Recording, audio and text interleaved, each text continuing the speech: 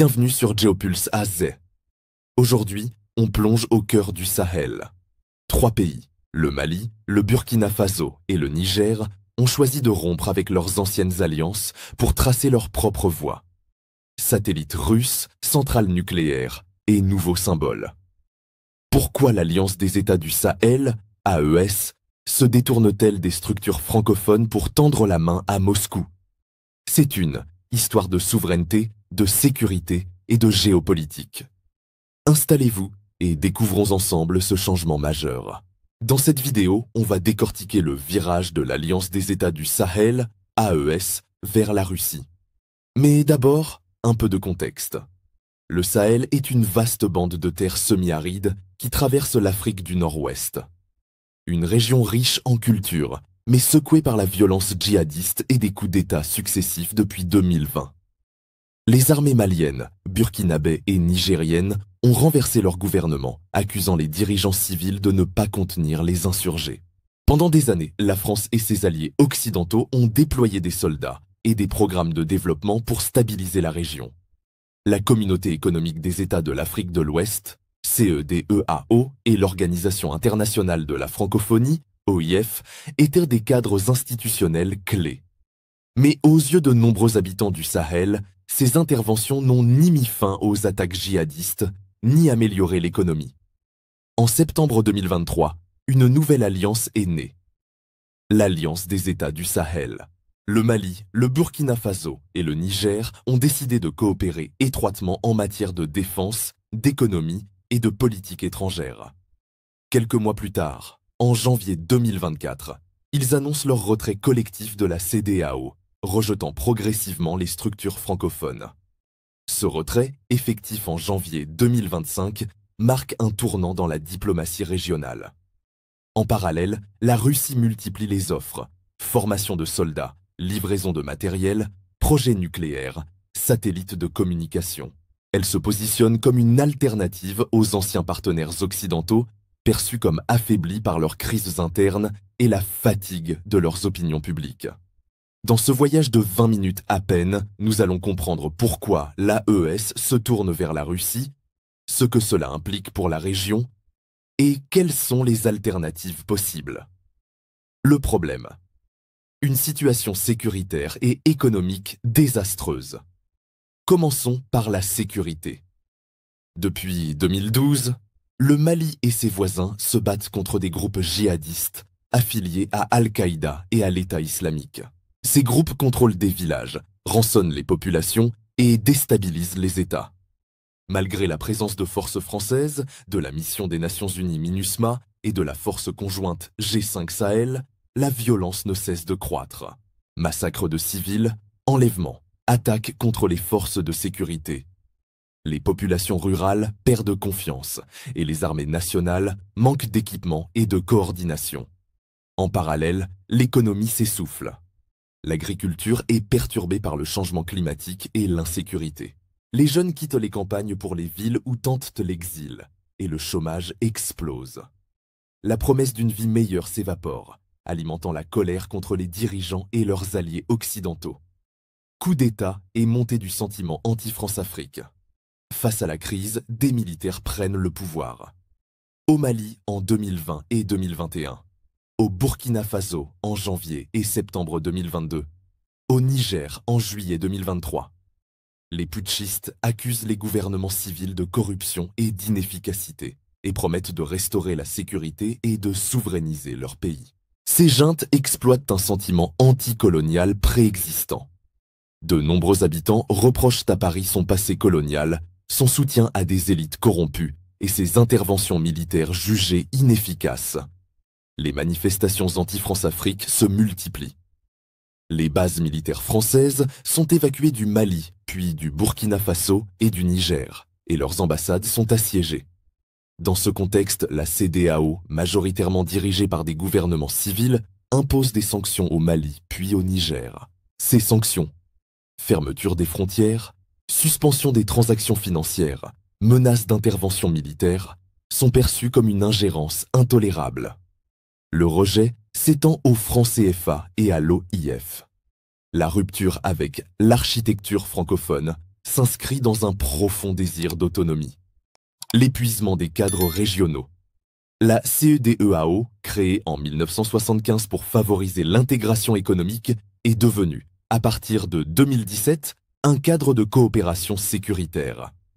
Mais de nombreux citoyens estiment qu'elle n'a pas su endiguer la progression des groupes armés. Son incapacité à lancer une force d'intervention robuste et la perception d'une influence française accrue ont affaibli sa crédibilité. Dans ce vide, l'AES se présente comme l'alternative. Les trois juntes affirment pouvoir mieux coordonner leurs armées, partager leurs ressources et défendre leur territoire. Elles prévoient la création d'une force conjointe de 5000 hommes, annoncent un passeport commun et adoptent un drapeau vert symbolisant l'espoir et les ressources du Sahel. Cependant, l'AES n'est pas reconnue par la communauté internationale et sa capacité opérationnelle reste limitée.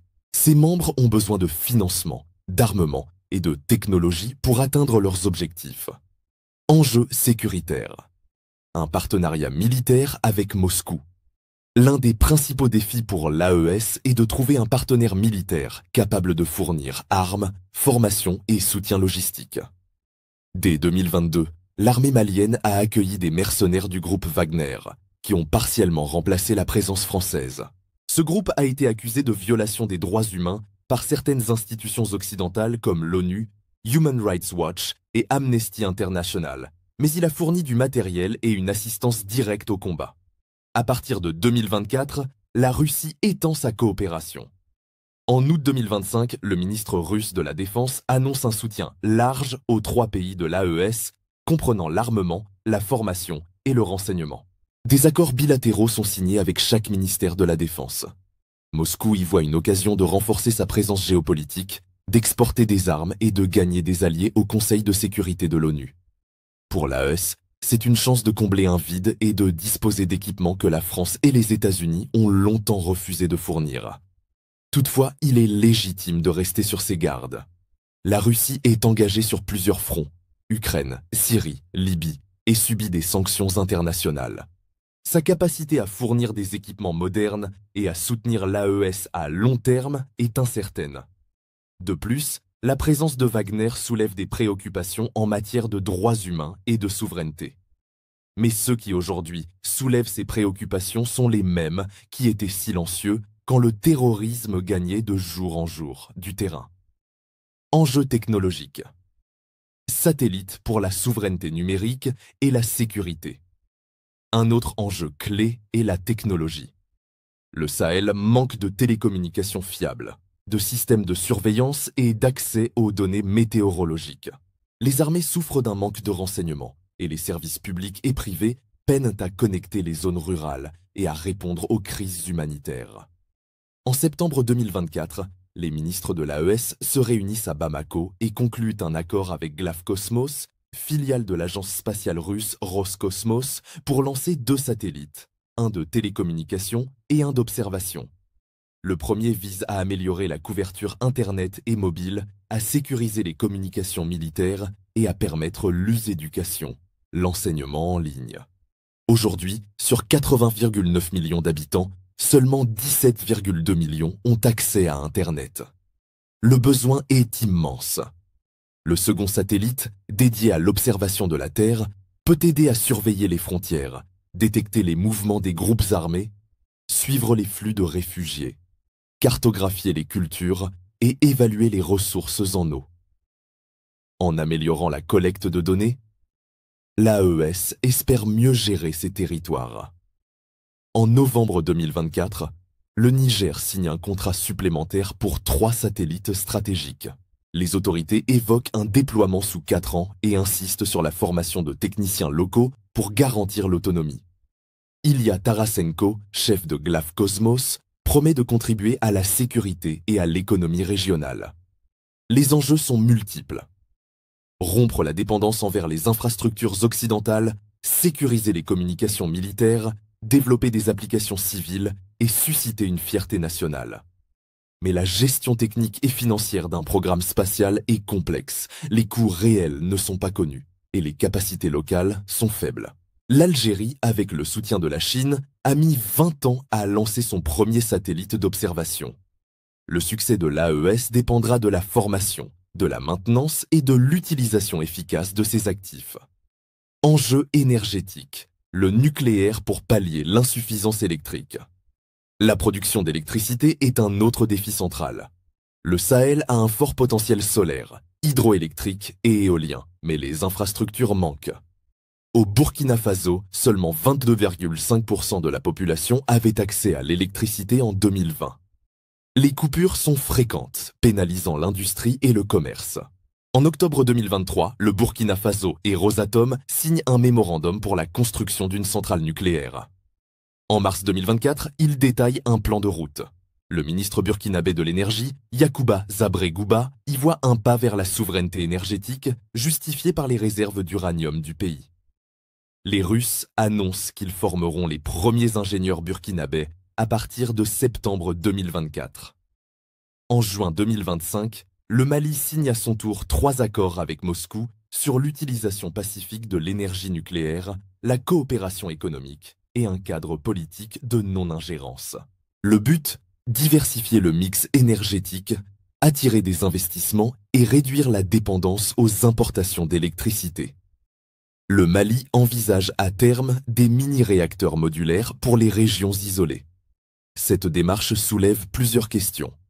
Si le nucléaire peut fournir une base stable à l'économie, les risques de sûreté, la gestion des déchets radioactifs et les coûts de construction, des milliards de dollars, sont considérables.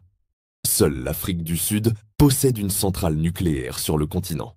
Certains experts estiment que l'AES devrait d'abord miser sur le solaire et l'hydroélectrique, mieux adaptés aux ressources locales. Mais laissons ce débat pour une autre fois. Enjeu symbolique. Identité et rupture institutionnelle. Un virage ne se fait pas qu'avec des accords économiques, il s'exprime aussi par des symboles. En février 2025, à Bamako, les chefs de l'AES dévoilent leur drapeau. Un rectangle vert, avec des motifs inspirés des cultures locales. Le vert représente l'espoir, l'abondance et les ressources naturelles, incarnant la promesse d'un Sahel qui renoue avec sa terre. Le 29 janvier 2025, la sortie de la CEDEAO est effective pour les 3 pays. Le choix de quitter cette organisation, ainsi que le retrait de l'OIF en mars, sont des gestes hautement symboliques. Créés respectivement en 1975 et 1970, quitter ces institutions, c'est rompre avec des décennies de coopération politique et culturelle. Cette rupture vise à montrer à la population que les dirigeants reprennent leur destin en main. Elle nourrit un sentiment nationaliste et anticolonial.